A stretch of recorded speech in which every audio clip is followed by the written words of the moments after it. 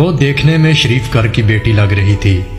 میرے قریب ہو کر بولی، چلو گے صاحب؟ میں نے پوچھا کتنے پیسے لوگی؟ کہنے لگی، آپ کتنے پیسے دیں گے؟ میں نے اس کی گہری نیلی آنکھوں میں جھانک کر دیکھا اور کہا، آؤ گاڑی میں بیٹھو۔ وہ گاڑی میں بیٹھی اور ڈرتے ہوئے بولی، کتنے آدمی ہو؟ میں نے مسکرا کر کہا، میں اکیلا ہی ہوں۔ وہ کچھ دیر خاموش بیٹھی رہی، پھر بولی، آپ مجھے سگریٹ سے جلاؤ گے تو نہیں؟ میں نے مسکرا کر کہا، بالکل بھی نہیں۔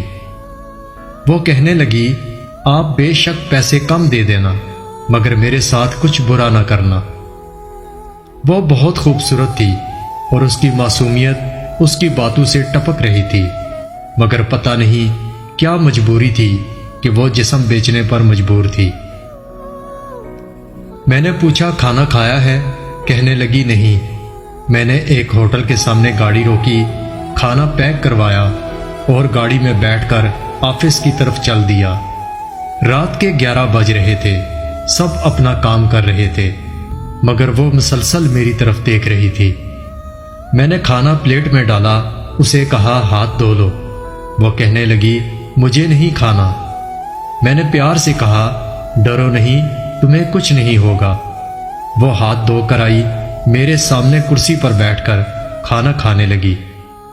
جب کھانا کھا لیا تو جو کھانا بچ گیا، کہنے لگی، میں یہ گھر لے جا سکتی ہوں؟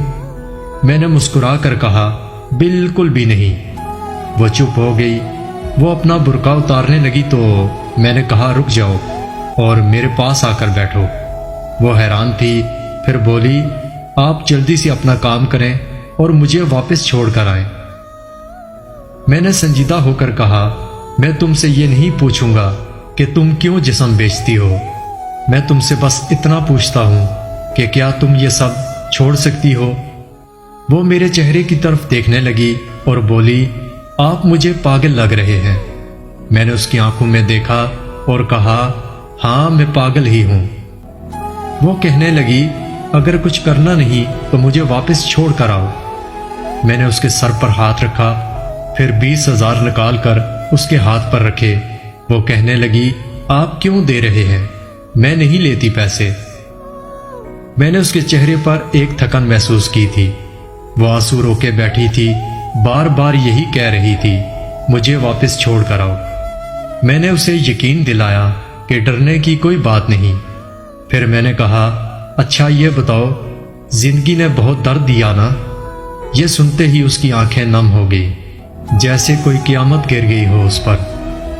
میں سمجھ گیا تھا کہ کوئی بہت بڑا درد لیے گھوم رہی ہے۔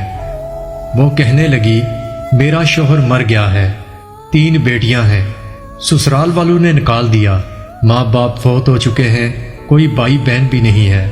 ماموں کے گھر گئی، ماموں کے بیٹے نے غلط نظروں سے دیکھنا شروع کر دیا۔ مامی کو بتایا تو انہوں نے دھکے دے کر گھر سے نکال دیا۔ دور کے ایک رشتہ دار نے ایک بوڑھے آدمی سے میری شادی کر دی، اس کے بھی بچے تھے۔ اس کے بچوں نے مجھے بہت ذلیل کیا، پھر وہ شوہر بھی فوت ہو گیا۔ میں بیٹیوں کو لیے در بدر بھٹکنے لگی، نہ چھت تھی نہ روٹی تھی، بھوک کی وجہ سے سڑک پر کھڑی تھی۔ ایک صاحب آئے، کہنے لگے، 1 گھنٹے کا 5,000 دوں گا۔ نہ چاہتے ہوئے بھی ماں کی ممتا حالات کی ستائی ہوئی کیا کرتی، آخر چل دی۔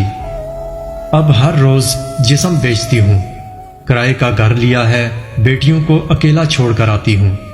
کیا کروں؟ بہت سوچا خودکشی کر لوں، لیکن بیٹیوں کو دیکھ کر ہمت نہیں ہوتی۔ وہ روئے جا رہی تھی، میں زمانے کی بے حسی محسوس کر رہا تھا۔ میں نے اس کے سر پر ہاتھ رکھا اور کہا، آج سے میں تمہارا بھائی ہوں، آج سے تم اپنی بیٹیوں کے ساتھ میرے آفس کے اوپر والے روم میں رہو گی۔ وہ یقین نہیں کر پا رہی تھی۔ میں نے اسے گاڑی میں بٹھایا اور اس کے گھر چلا گیا۔ بیٹیاں سوئی ہوئی تھی، بہت پیاری تھی۔ وہ مسلسل روئے جا رہی تھی اور کہتی، آپ انسان نہیں فرشتہ ہیں۔ وہ دعائیں دینے لگی۔ میں انہیں آفس لے آیا۔ میں نے کہا، اب تم سو جاؤ۔ میں اپنے آفس روم میں گیا، میرے سامنے سے وہ چہرہ گزرا جو ایک لڑکی اپنے شوہر سے جھگڑا کر رہی تھی، اسے کہہ رہی تھی مجھے طلاق دو، تمہیں میری قدر نہیں۔ وہ اپنا گھر جلا رہی تھی۔ اپنی بیوقوفی کی وجہ سے اسے کیا پتا زمانے کی تلخیاں کیا ہوتی ہیں۔ طلاق لینا آسان ہے، اس کے بعد جینا موت ہے۔